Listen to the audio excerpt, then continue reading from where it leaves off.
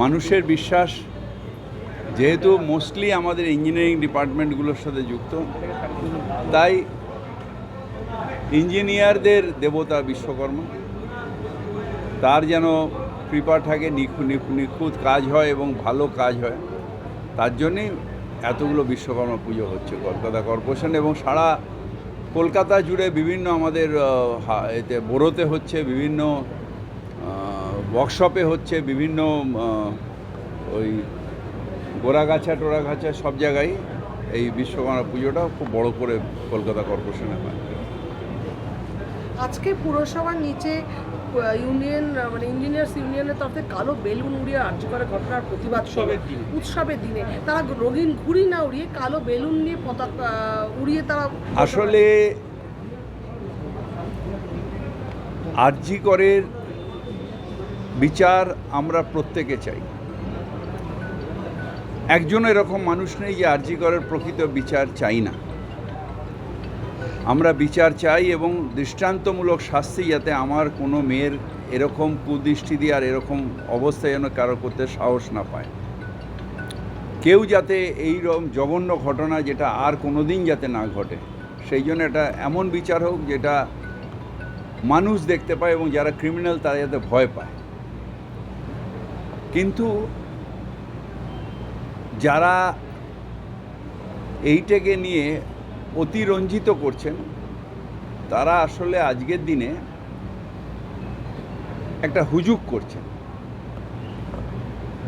Supreme কোর্টে case আছে, CBI inquiry হয়েছে এবং আমি নিশ্চিত যে ফাঁসির ছাড়া আর তার নিচে কোনো দণ্ড যে অপরাধী তার হবে না। সিবিআই তদন্ত করছে আরও কোনো অ্যাঙ্গেল আছে কি না, সেই অ্যাঙ্গেলগুলো যদি বার করতে পারে ভালো, কোর্ট বিচার করবে। কিন্তু সেটা নিয়ে আজকের পুজোর মরশুম, যেখানে পুজো শুরু হয়ে গেছে, যেখানে গরিব মানুষেরা তারা কেনা বেচা করছেন, যেখানে মানুষ সারা বছরের রোজগার অনেকের আছে এই পুজো নির্ভর, তাদের অসুবিধা করাটা উচিত না। আমরা প্রত্যেকে চাই দৃষ্টান্তমূলক শাস্তি এবং আমাদের মেয়ের যে ধর্ষণ হয়েছে, যে হত্যা হয়েছে, তার প্রকৃত বিচার আমরা প্রত্যেকে চাই এবং আমি নিশ্চিত ভারতবর্ষের আইন, ভারতবর্ষের সর্বোচ্চ আদালতে যে আমরা বিচার পাব। এবং মুখ্যমন্ত্রীকে ধন্যবাদ জানাই যে কালকে বসে জুনিয়র ডাক্তারদের কি সুবিধা অসুবিধা দেখেছেন, যেগুলো উনি মনে করেছেন ঠিক সেই কাজগুলো করেছেন এবং সব সমস্যার সমাধান কালো বেলুন উড়িয়ে নয়, আলোচনার মধ্যে দিয়ে সমাধান করতে হবে এবং সেটাই হচ্ছে। মুখ্যমন্ত্রী বসেছিলেন 4টের মধ্যে 3টে দাবি মেনে নিয়েছেন, কিন্তু ধর্ণা মঞ্চ আজও ওঠেনি, আজও তারা বসে। এটা দুর্ভাগ্যজনক। আমার মনে হয় গুড সেন্ট উইল প্রিভেল। তার কারণ হচ্ছে যে মুখ্যমন্ত্রী শুধু তাদের দাবি নয়, তাদের সুরক্ষার জন্য যা যা বলেছিলেন সেগুলো শুনেছেন এবং ব্যবস্থা নেবেন বলেছেন। সুতরাং আমার মনে হয় না যে আর এটার দরকার আছে। আমাদের বিচারের ওপর এবং ইন্ডিয়ান কনস্টিটিউশনের ওপরে বিশ্বাস রাখা ভারতীয় হিসাবে আমাদের এটা কর্তব্য, দায়িত্ব। মুখ্যমন্ত্রী প্রেস বিবৃতি দিয়েছেন, ওনারাও বেরিয়ে ডাক্তাররাও পালে প্রেস বিবৃতি দিয়েছে, তারপরে ওরা বলছে মৌখিক আশ্বাসে বিশ্বাস করব না, যতক্ষণ না স্টেপ হচ্ছে চোখের সামনে দেখছি ততক্ষণ একটা বিশ্বাস। হেড অফ দি গভর্নমেন্ট যেটা বলেন সেটা হচ্ছে government order. Head of the government যেটা বলেন সেটা government order. Head of the Bharatvarsha মৌখিকভাবেই পুতিনের সাথে, বাইডেনের সাথে কথা বলে আসেন, সেখানে লিখিত করে পুতিনের সাথে বা করেন না। যখন তারপরে সেটা যখন সেক্রেটারি লেভেলে যখন হয় তখন তাদের এক্সচেঞ্জ অফ ফাইল হয়, কিন্তু ঠিক করে আসেন হেড অফ দি গভর্নমেন্ট। সেরকম এখানেও যখন হেড অফ দি গভর্নমেন্ট বলেছেন সেটাই হচ্ছে অর্ডার এবং সেটাই ক্যারি আউট হবে। এটাই প্রথা। আমাদের ক্যাবিনেটও যখন হয় সব লেখাপড়ার মধ্যে হয় না, সেটা মিনিটস হয়ে তারপর সেটার অ্যাকশানে পরিবর্তন হয়।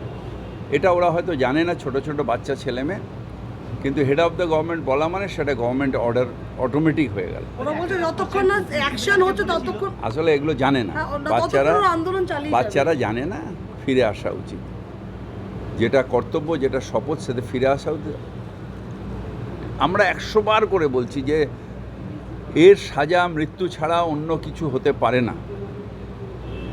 আর বাদবাকি সব ব্যবস্থার আশ্বাস মুখ্যমন্ত্রী দিয়েছেন। এখন আর আমার মনে হয় না যে এটা চালিয়ে যাওয়া উচিত। তার কারণ দেখুন, গরিব মানুষ সাফার করছে, প্রান্তিক মানুষ সাফার করছে। যারা গভর্নমেন্ট হসপিটালে আসেন তারা প্রান্তিক মানুষ, গরিব মানুষ। তারা এসে পিজি হাসপাতালে আমি অনেককে এরকম ভর্তি করে যাদের আর অন্য কোনো উপায় নেই। আরজি করে এরকম মানুষ ভর্তি হন যাদের অন্য কোথাও যাওয়ার উপায় নেই। কিন্তু যারা অন্য অন্য হসপিটালে ডাক্তারবাবুরা প্র্যাকটিস করেন তাদের তো অসুবিধা হচ্ছে না। যারা অ্যাফোর্ড করতে পারে, যে পেশেন্টরা, তাদের তো কোনো অসুবিধা হচ্ছে না। তারা তো বড় হসপিটালগুলোতে যাচ্ছে, সেগুলো খোলা আছে। উল্টে সেই সব ওপিডিতে সেই সব জায়গায় ভিড় বেড়ে গেছে। যেহেতু গভর্নমেন্ট সার্ভিস পাচ্ছে না অনেকে, সেখানে ভিড় বেড়ে যাচ্ছে। প্রাইভেট হসপিটালে দেখবেন মুনাফা বেড়ে গেছে। সুতরাং গরিব মানুষের ওপর এখনও ওনাদের বোঝা উচিত যে দে আর সার্ভিং দি পুয়ার পিপল। সুবিচার হবে, বিচারের বাণী নীরবে নিভৃতে কাঁদবে না, কিন্তু তাদেরও বিচার করা উচিত এই গরিব দুঃখীদের স্বার্থে। বাংলা খবর, আপনার রাজনীতি, আপনার আওয়াজ।